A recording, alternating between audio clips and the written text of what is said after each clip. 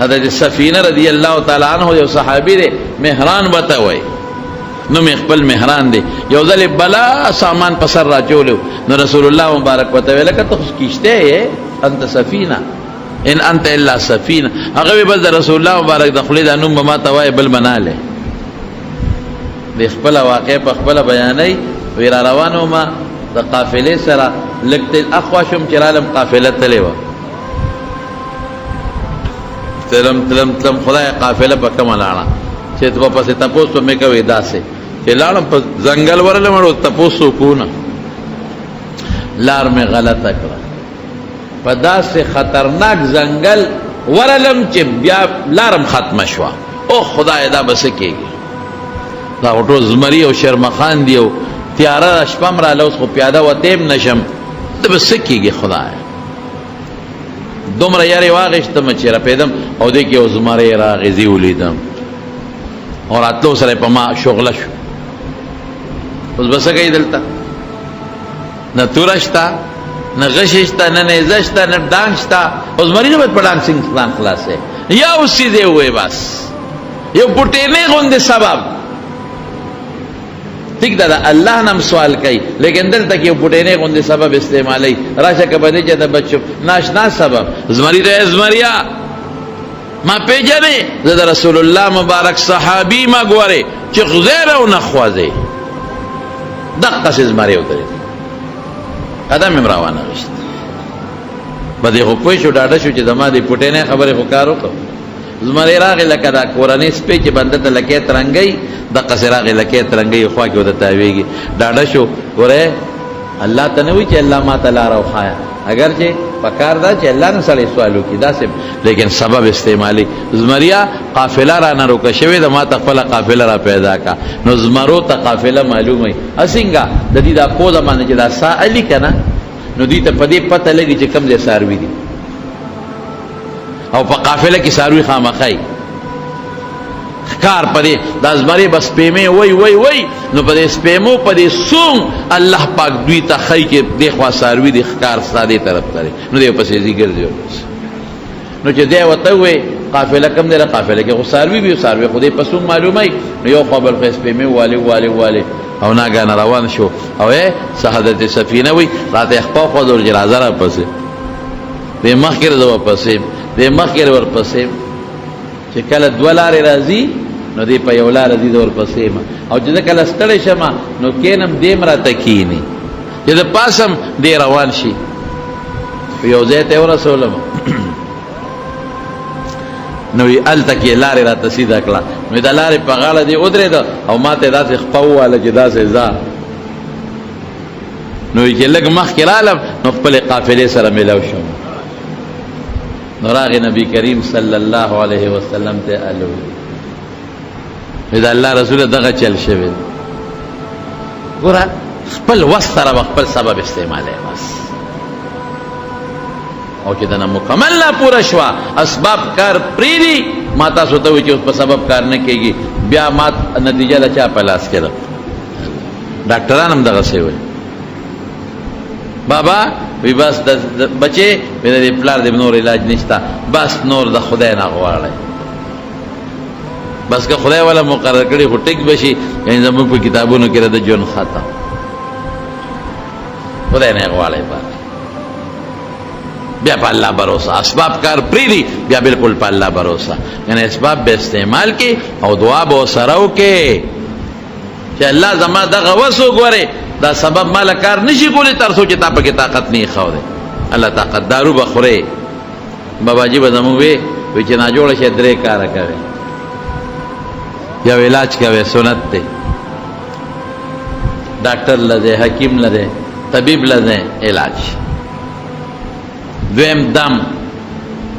دمونم ثابت دي دا یو بل سبب دی ګوره دا دویم سبب رسول الله مبارک په خپل نو سو چولې دي دمونه دا مچاوه او دریم صدقه او خیراتم کاوه الصدقه تطفئ غضب الرب كما يطفئ الماء النار نبی علیہ السلام فرمایي څنګه او به په اور واچي اور وجني دا غرنګ صدقه د خدای غضب ختمي نو صدقه مورکا درې کارا کاوه موږ نه ورکو صدقې مدقې نه ورکو 100 روپے صدقه نه ورکو ډاکټر له 100 روپے پیس ورکو مسکین فقیر لا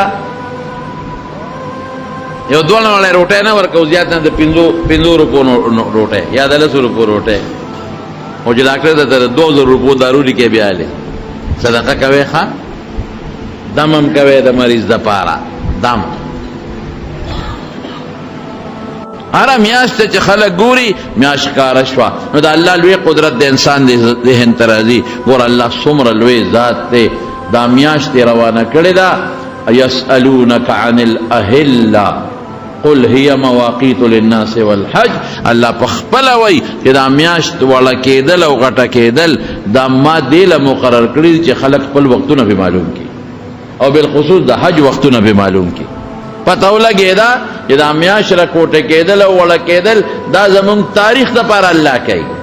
د میاشتو دروازو د معلومتیا د پر الله کوي نن بیر وزدا الکدن خو میاش پورا ده سوار لسمه ده نن خو بیا بل طرف ته فکمی شوا نو پینځل لسمه او شپاړسمه شوا نو دا میاشت دې ته به مونږ مسلمان به دې ته ګوري او هو خدای څومره لوی قادر زیات دی نو ګوره کنه میاشتا کله رڼا کم شي او کله زیات شي کله دې بل طرف ته وړ شي او کله دې بل طرف ته وړ شي کله د اسمان په مینس کې د شپې په 12 بجې ښکاری او کله د شپې په 12 بجې د اسمان په غاړه کې ښکاری نو زمونږ د اسلامی تاریخ تعلق د الله عظیم قدرت مونږ ته ښکارا کوي او دا به معلومیږي د میاشتو نه وی میاشتو ته وګورئ چې هر وخت د هر میاشتې په آخر کې میاشته ګورئ په مینځ کې میاشته ګورئ هلکه نن خو 14 ده نن خو 14 ده د اسلامي میاشت نن خو 15 ده دې ته ایام بیض وایي په عربی کې دا 3 روزې دا به رسول الله مبارک مخکې نیولې فرض وی اوس دا 3 روزې د میاشتې 14 15 فرض نری خو مستحب دی نو دا 3 روزې چې تنیسه د اسلامي میاشتې په 14 15 دا به د میاشتې نه معلومه دا انګریزي تاریخ نه دی دا به میاشت ګوره میاشت ختلې ده او په سویم تاریخ الکه جمعه پشپا حساب لگاوا 14 کله راځي 14 کله راځي 15 کله راځي نو ګوره اسلامي تاریخ سره زمون تعلق دی الله دا نه و چې د جنوري یا د فروری په پلان کې تاریخ روزه نیسا الله وی د اسلامي میاشت ته چې میاشت راخاره چې موږ ته اسلامي وایو د 14 د روزه نیسا رب العالمین فرمای رسول الله مبارک بکلا د هر میاشت په اول کې درې نیولې او د اخر میاشت په اخر کې به د هر میاشت په اخر کې به درې نیولې نو ګوره اسلام چې وته هجری میاشت وایو دغه ته مراد دي میاش براو خطا نو لومبه دوی مدرې مبه روزه کړه او چې میاش په کله په ختمې دو شو نو اخیری به لومبه به کمنی ولا خالی اتوار او ګل دار میاش دی لومبه او د میاش د اخر کې نه چهارشنبه او زیارت او جمعه خو به نه ولا نو د هفته روزه په کال کې پوره شوه گویا کې زمون د دې میاشتو د اسلامي میاشت مون ورته وایو د دې تعلق د میاشت د لیدو سره دی د میاشت راخته دو سره دی د میاشت پریوته دو سره دی او د دې نه د رب العالمین لوی قدرت معلومه کی کافرانو بس چل کاو کافرانو دې کې سلور میاشت دی عزت میاشت دی د احترام میاشت دی دې کې با کافرانو یو بل سره جنگ نکاو اسلور کمی دی منها 4 حرم یاو دا ذی قعده مونږ ته میانا وایو در کوټه اختر نه پس کوم میاش راځي یا ذل حجه مونږ د لوی اختر میاش ورته وای اوس ته 13 یو محرم دا اوس روانه ده عاشورا 3 متوالیات دا پر لپسې او یو بل ده هغه ته رجب وای هغه د روزې نه یو میاش مخ کې ده د روزې نه مخ کې شعبان راځي شعبان نه مخ کې رجب راځي هغه ته زمونږ پښتانه د زبرګې میاش وای نو درې دا یو دا سلور الله وی دا الله رسول وی دا د عزت او د احترام روزي د مکه کافرانو او د دنیا کافرو بم دیر ورځ ته میاشتو ته سلور وتا د عزت په نظر قتل منسل الاسلا اسلنا دی بدنې زونه اوس پنه وسته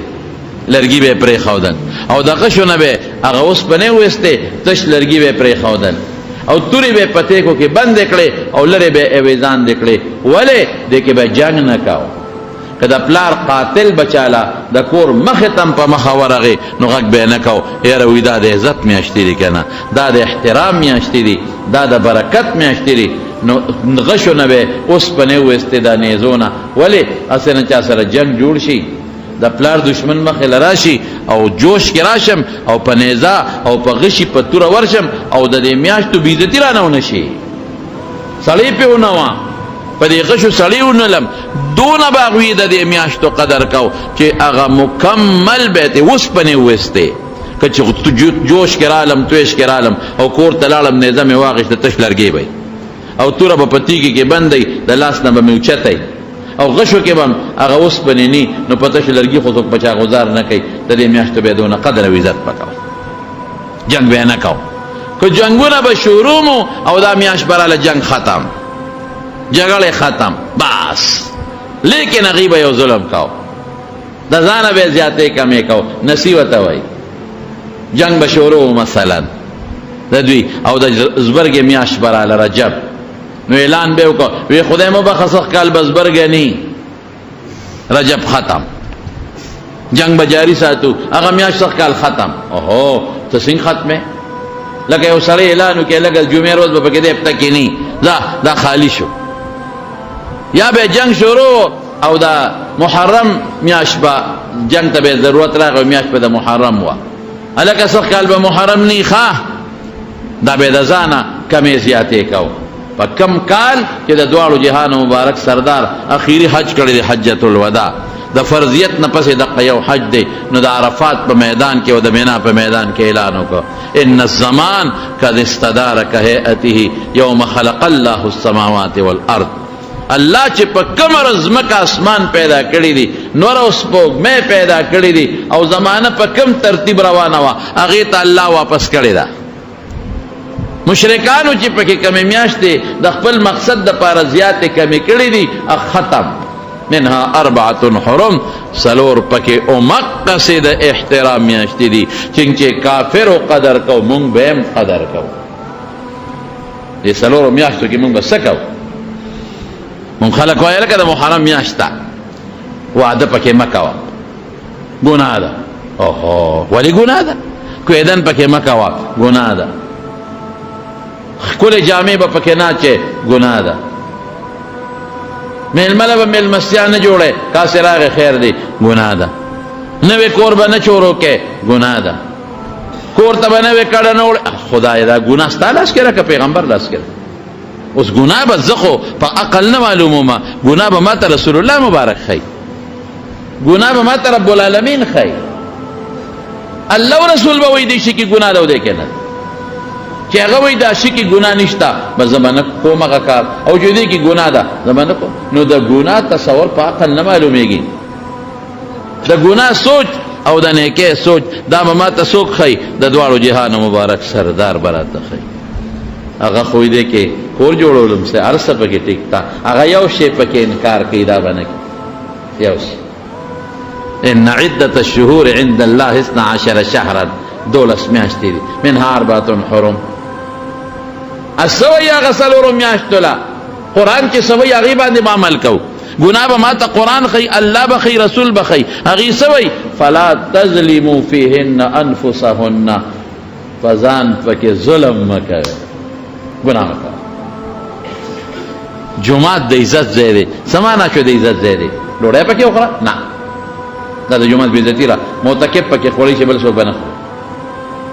جمعات د عزت ځای دی کې به نو ګپ شپ پکې ولګو د عزت ځای دی که کې به نو لړو به پکې وکړو که نه د عزت ځای دی که کې به نو او خپلې ګپې شپې به ولګو د خدای رحمت به نازل شي دا د جمعات عزت دی که بې عزتي ده بې عزتي ده دا خو تا بې عزتي وکړه د جمعات د جمعات عزت دا دی چې ګناه مه کوه د جمعات عزت دا دی چې د آداب و خیال وساته نو الله وی د دې څلورو میاشتو عزت دا دی چې تا لا تظلمو فیهن انفسهن په ځان به ظلم نه کوئ ګناه په ځان ظلم دی ولې د خدای عذاب ته ځان مخکې کول دی د قبر عذاب ته ځان مخکې کول دی د ځان کدن سخت ته ځان مخکې کول دي، د قیامت دروازې سختو ته ځان مخکې کول دي. الله وایي د دې څلورو میاشتو عزت دا دی چې ګناه پکې مه کوه. موږ څه کوو؟ د موږ وایو د څلورو میاشتو عزت دا دی چې نیکي پکې مه کوه. واده نیکي ده، کویدن نیکي ده، ښکلې جامې اغوستل نیکي ده، خسته پټکې وال نیکي ده، کور ته ننوتل نیکي ده، میلمنو سره خوشحالي کول نیکي ده. نو موږ نیکي نه کوو. الله څه وایي؟ ګناه پکې مه کوه. موږ څه کوو؟ نیکي پکې مه کوه. خدای پاکه شیطان دې عقل کې موږ د ساچو دی. مانا ډېر خلک تپوس وکړي دې میاشت کې د محرم میاشت کې یوازې محرم خو نه ده، درې ورسره نور هم واده کولی شو که نه؟ ها بلکل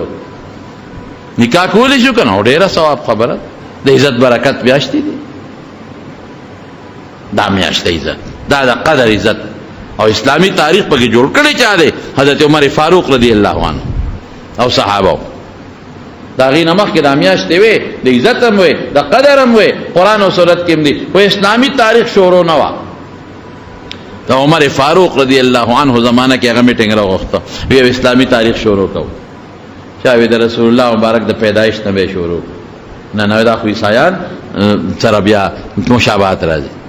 چا وی د نبی علیہ السلام وفات نه به شروع کو، نه دا خو د انسان د یو پټې د سوچ او د غم میاشت دا سم لګي. ربیع الاول فیصله په دې وکړه چې د هغه میاشتې نه به شروع کو چې کومه میاشت کې نبی کریم صلی الله علیه وسلم صحابه هجرت شروع کړي. ولې هجرت هغه شی دی، هجرت چې هغې سره اسلام غالب شوی دی. هجرت اشهر اسلام غلبه وموند. هجرت هغه شی دی چې هغې دپاره مسلمان د هجرت په ذریعه د اسلام دپاره لویه قرباني ورکړې ده. د هجرت د وجې نه د الله دپاره یې ښځې پرېښودې په مکه کې، ښځې پاتې شوې داسې ترې لاړه، بچي پاتې شو داسې ترې لاړه، جایداد پاتې شو داسې ترې لاړه، ډک کورونه صحابو نه پاتې شو، ډک کټونه، بسترې، تاوڼې، هغه زمانه کې مشکونه، میچنې، د اوړو سامان چې مدینې ته نه شو وړی، ډک کورونه ته پاتې شو. د الله د رضا دپاره یې د مکې نه مدینې ته هجرت وکړو. دا قرباني د چا د برکته ده؟ د هجرت د برکته. بچی پاتې شو، بچې ځای چې ځو مدینې ته هجرت کو، بابا مونږ خو نه ځو، پاتې بابا مدینې ته ځه مسلمان یم را سره ځه، نه به ځې، لاړم سلام علیکم. رور پاتې، چا نه پلار پاتې، چا نه مور پاتې، چا نه رونه خویندې پاتې، چا نه بچي خواږه پاتې، چا نه ښځې پاتې، ډک کورونه، قوم پاتې، کلی پاتې، وطن پاتې، جایداد پاتې، اسونه هر څه پاتې. الله د رضا دپاره لاړه. وطن پرېښودل ډېر ګران کار، انتهایی ګران. خود نبی کریم صلی الله علیه وسلم چې کله هجرت کوي د الله په حکم یې کوي. حضرت ابوبکر صدیق فرمائی چې د غار ثور نه ووتو، رسول الله مبارک بار بار مکې ته کتل، شاشه ته به کتل، او بیا څه وایي مکې ته؟ والله انک لخیر ارض الله واحب البلاد الی، والله انک لخیر ارض الله، زما دی قسم د الله په ذاتی چې په ټولو ځمکو کې ته د ټولو نه غوره ځمکې، واحبک الی، ما ته ډېره زیاته خوښه، واحب البلاد الی، واحب البلاد الی، په ټولو ښارونو کې زما ډېره زیاته خوښه. ولولا ان قومک اخرجوني ما سکنت غیرک، که ستا قوم نه وی ویستی نو ما به بل ځای ژوند نه وی تېر کړی، ستا قوم یو بس. شاشه ته به کتل او سترګو کې به اوښکې روانې، شاشه ته ګوري مکې ته، کلی دی که نه وطن دی، 53 کاله پکې تېر کړ، 14 کاله د پیغمبرۍ زمانه پکې تېره، بیت الله دی پکې سید، حجر اسود دی پکې، صفا و مروه دی پکې، زمزم دی، مقام ابراهیم دی پکې، میزاب رحمت دی پکې، او هغه ځمکه ده چې 1,40,000 پیغمبران ولا راغلي او هغه ځمکه ده چې الله په ابراهیم او په اسماعیل علیهم السلام آباده کړې. نو رسول الله مبارک زی او شاته ګوري نو بیا یو غونډه ته وخته ما حبک الی اوهو سمخوخه ما طیبک الی سب خوشبودار ہے سب مزیدار ہے لولا ان قومک اخرجونی ما خرجت منک کستا قوم نوی وسته د بنوي وته قوم مې دې نه پریدي. حضرت ابوبکر صدیق کوئی چې رسول الله واسطه لوخ کې بیگی او روان بار بار شاته ګوري اوهو خپل وطن ډیر خوږ دی بیا ما کړه راخواګه بیت الله پاتې دی بیا بر اعظم که بنر اعظم او چې ته نو د بیت الله چابیان عثمان سره وي ابن طلحه دا غیر شپې ورغه عثمانه هجرت نه وسوره د مخ کې ځان لیکه دروازه وډه بوله عثمانه یو درخواست ز دی وطن نه بس باقی وزما دا قوم مې نه پرېږدي تا ته یو خبره کوم زما یو خبره ومن ما سره صدا سے ټیم لاړ شه چې څوک نه چابی د بیت الله تا سره د کعبه مبارکه ما ته کولاو کا لږ دننه ورننه وزم یو 2 رکعاته پکې وکړم بیا پته نشته چې به راشم او که به رالشم بیا معلومات نشته چې دې کور ته به بیا وګورم او که به ونه ګورم او که وردننه شم او که به وردننه نه شم داسې په مینت او په زارۍ ورته فرمایي لغونې ماله مهرباني وکړه دا چابي راکړه یاره سره لاړ شه چې داسې یو ټیم کې څوک نه خیر تاله تکلیف نه زه وردننه شم او ورته څه وایي دا چابي نه در کوم دا ارمان دې نه پوره کوم دا خپل کار کوه. رسول الله مبارک وجړل خدای دا وخت په ما تیر شو او بیا ورته فرمایي وی عثمان یو ټکې واوره یو وخت به راشي درته به اشاره کوم چې راشه نو رامنډې به وی او درته به یم راوړه چابي او راوړې به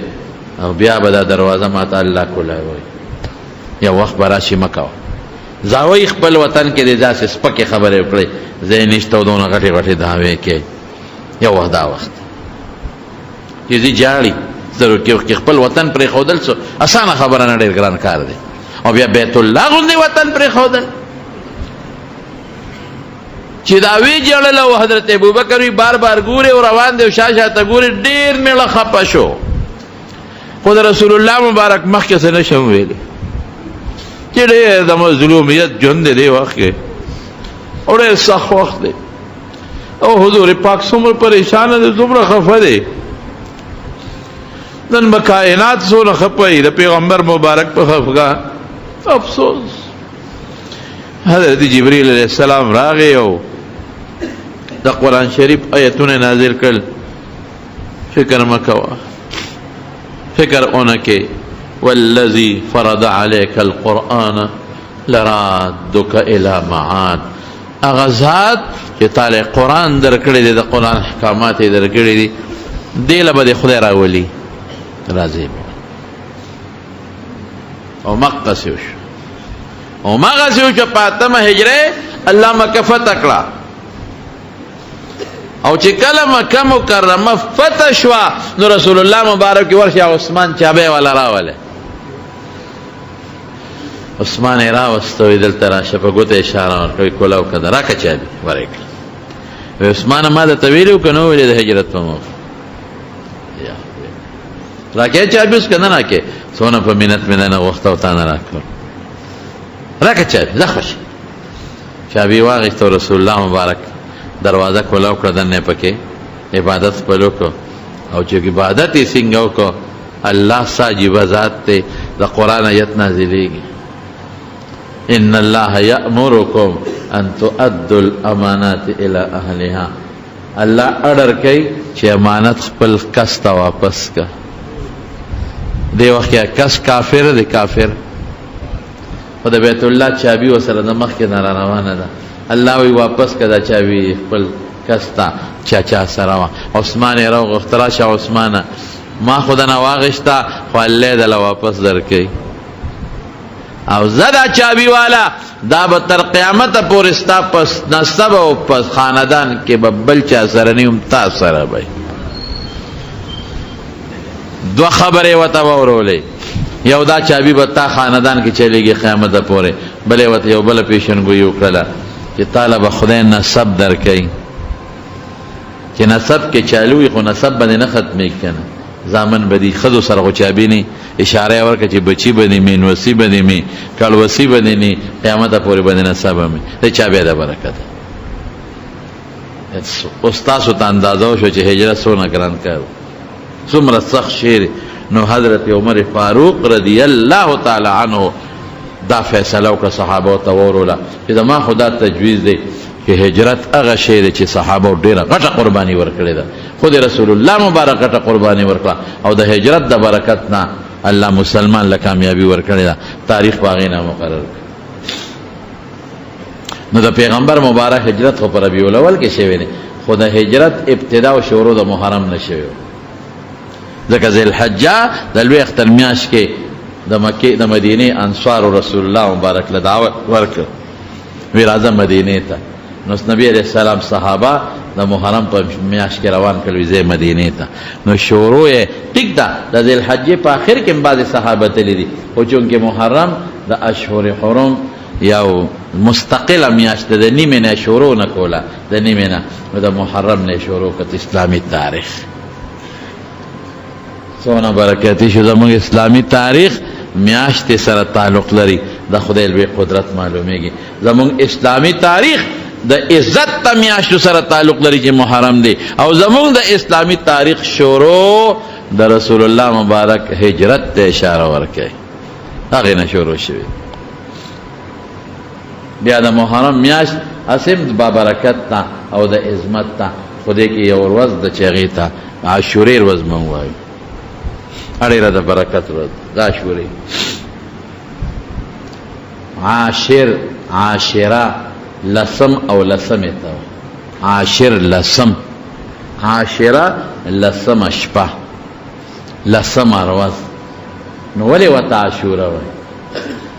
د دې د لسم ورځ د برکت ورځ د عزت ورځ او څنګه د عزت ورځ ده ډېر غټ غټ کارونه په د لسمه شوي او بالخصوص لسو پیغمبرانو ته رب العالمین په دې لسم ورځ د عاشورې ډېرې زیاتې خوشحالۍ ورکړې دا بعض علماء لیکلي لکه وی حضرت آدم علیه السلام چې الله پاک د جنتونو نه راولېږه دنیا ته د شپې راغلی الله ته د شپې جړه وکړه سال چې په نور راوخته الله توبه قبول کړه دا وی د عاشورې ورځ گویا کہ آدم علیہ السلام او پا حضرت حوا لومبیر وسپز مکه د عاشورې نه شروع شوی ده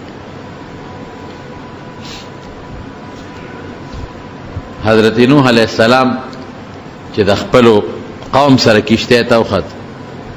او سیلاب راغی او باران ورسو شو او کافران یې غرق کړل نو د جودي په غر باندې کشته ودرېده هغه وی د عاشورې ورځ الله پاک حکم وکړ ځمکې ته اوبه دې راکاږه اسمان ته حکم وکړ اوبه دې بندې کا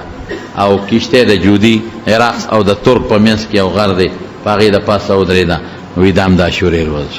خوشحاله او دشمن هلاک شو سیلاب بند شو زموږ په اطمینان راکوز شو حضرت ابراهیم علیہ السلام چې نمرود اور کې واچاو او اور کې و ډېره موده او اور خدای پاک سوړ کو ابراهیم علیہ السلام ته روغ صحیح سالم روت دی خو بربن ورچولیو او په اور کې وتا جبريل علیہ السلام د جنت نه کمیس ترې خم وروړي ورته چولیو ا درې خم جوړه کې د اور نه روت دام دا عاشورې ورځ حضرت موسی علیہ السلام چې په بحر قلزم باندې ورواوړي او داغه د سترګو وړوان دی داغه دشمن د لکونو په تعداد کې خدای مردار کو او دی خدای پاک بچ که سره د خپل قوم دم د عاشورې ورځ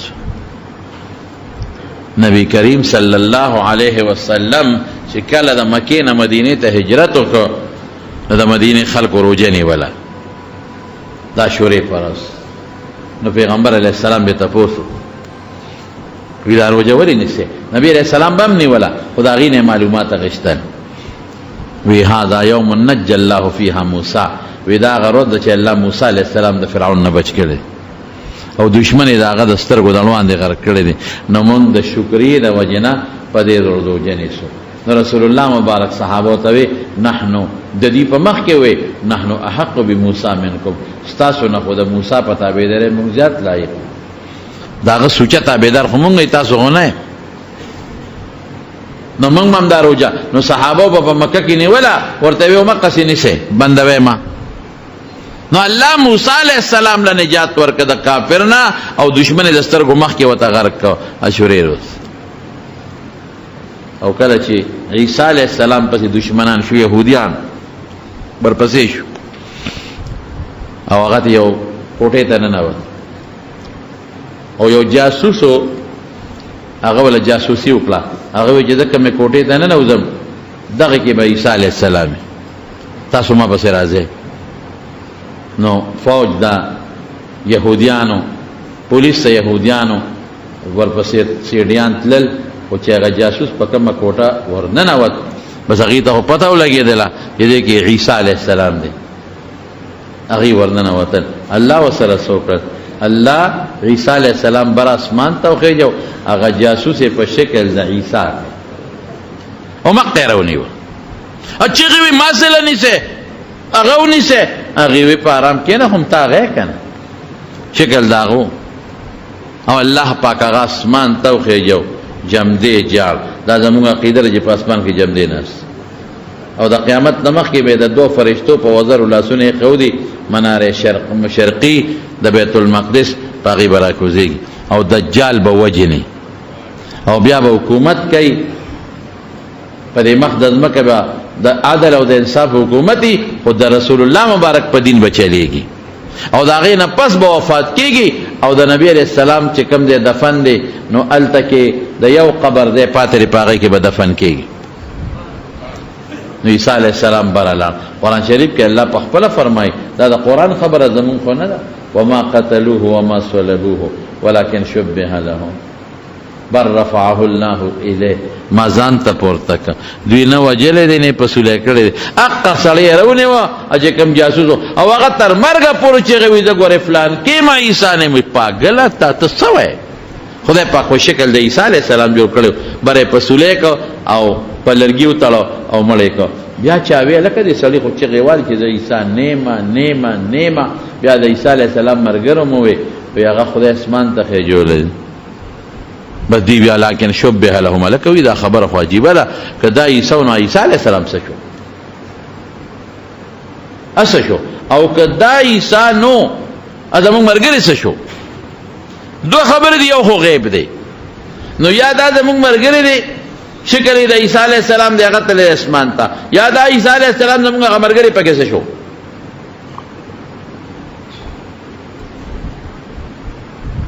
قرآن وی ولکن شبه لهم اسمان نه راکوزېږي. حدیث کې راځي رسول الله مبارک فرمایي یو لاس به د یوې فرشتې په وزر یې ښودی او بل د بل او چې راکوشي نو دا سا چې اخلي او بیا واپس د سړی سالي واپس راوباسي نو چې څومره کافران د عیسی علیه السلام دا سا راکاږي ځان ته به په خپله مردارېږي به دجال به ته منډې وایي. عیسی علیہ السلام ورپسې وي باب لود نن اسرائیل کې یو علاقه ده لود ورته وایي د هغې دروازې سره به یې رالاندې کړي په نیزه به یې ووایي مردار به یې کړي مړ به یې کړي. نو عیسی علیہ السلام چې په کومه ورځ الله اسمان ته خېجو دا هم د عاشورې ورځ.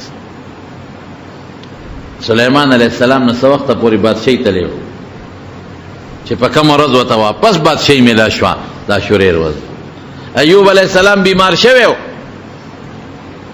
رب انی مسنی الضر وانت ارحم الراحمین. الله ته به سوال کو یا الله بیمار ما او ما جوړ کړ.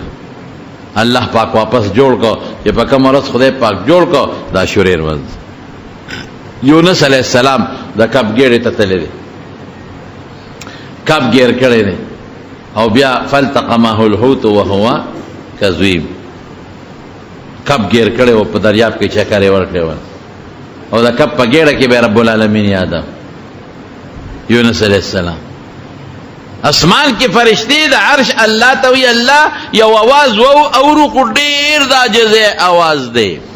او ډیر د بے کسه او بے سوکه आवाज دی لکه چا چې څوک د مړی نه نیولي، ډیر د لری زینه د आवाज راځي او ستا تسبیح وای، ستا تسبیح وای. الله وی دا زما پیغمبر یونس دی، ما د کب ګیړه کې گیر کړی او دی وخت کې کب د دریاب په ویخ کې د تورې خټې د پاسه پروت دی او ما ته ما تسبیح وای، لا اله الا انت سبحانك انی كنت من الظالمین. او الله سوی لولا انك من المسبحين لولا انه كان من المسبحين للبث في بطنه الى يوم يبعثون. اذا تسبیح نه پکې بپروتو نو بس الله رحم یا الله معافی کا نو الله کب ته حکم وکړ یو واپس راوړو نو کب د دریاب په غاړه ولټیک نو چې په کومه د دریاب نه کب د ګیړې نه بار وته دا شوریر وځ. حضرت داؤد علیہ السلام پیغمبرانو نه ګناه نه کیږي خو بعض وخت دا سي معمولی غونډه غلطي شي ګناه نه خو الله پاغیم خپه کیږي رانی سی. نو داؤد علیہ السلام ته یو پټه لګه زونه ور کړی و نو هغه به خدای ته جړل دومره جړلی الله ته دومره چې پکم قالین باندې پکم ځای کې به سجده کولا نو چې هغه اوچت کړه هغه نه لاندې غیا را خطرې و دومره جړا کړي. نو الله وتا حکم نازل کوي ستا توبه قبول ده نو پکم ورسې الله داغه توبه قبول کړه امدا شوریر و.